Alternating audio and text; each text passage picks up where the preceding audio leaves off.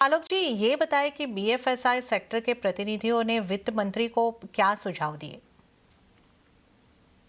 बिल्कुल, देखिए आज वित्त मंत्री निर्मला सीतारमण के साथ बैंकिंग, फाइनेंशियल सर्विसेज और इंश्योरेंस सेक्टर के रिप्रेजेंटेटिव्स ने प्री बजट बैठक की और इस बैठक में जो सबसे खास बात निकलकर सामने आई, बैंकों ने ये बड़ी मांग रखी कि अभी फिक्स डिपॉजिट और म्यूचुअल फंड में टैक्स ट्रीटमेंट एक जैसा नहीं है। उन्होंने मांग करी कि ये टैक्स ट्रीटमेंट एक जैसा होना चाहिए, क्योंकि इसकी वजह से उन्हें काशा रेशियो को मेंटेन करने में काफी दिक्कत होती है।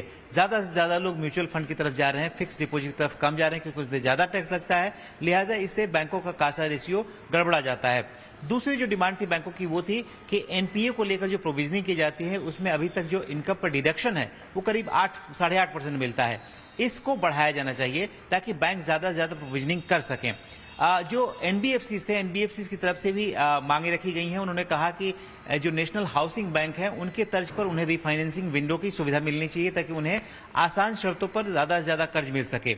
इसके अलावा जो एनबीएफसी ने यह कहा कि जो इंटरेस्ट इनकम है उस पर बैंकों को तो टीडीएस नहीं कटता है, लेकिन उन्हें जब इंटरेस्ट इनकम देना होता है तो उस पर टीडीएस काटा जाता है। लिहाजा ये एक तरह से लेवल प्लेइंग फील्ड नहीं होता है। जो एक और इंपॉर्टेंट मांग थी सरफेसाई को लेकर, सरफेसाई कानून के तहत अभी 20 लाख से ज्यादा का जब कर्ज होता है तभी उस सरफेसाई एक्ट को इन्वोक किया जा सकता है।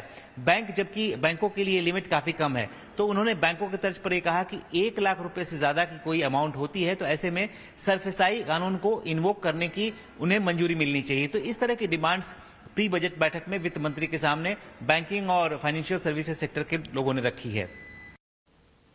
जी आलोक जी, इस पूरी जानकारी के लिए आपका धन्यवाद। ત્યારે જ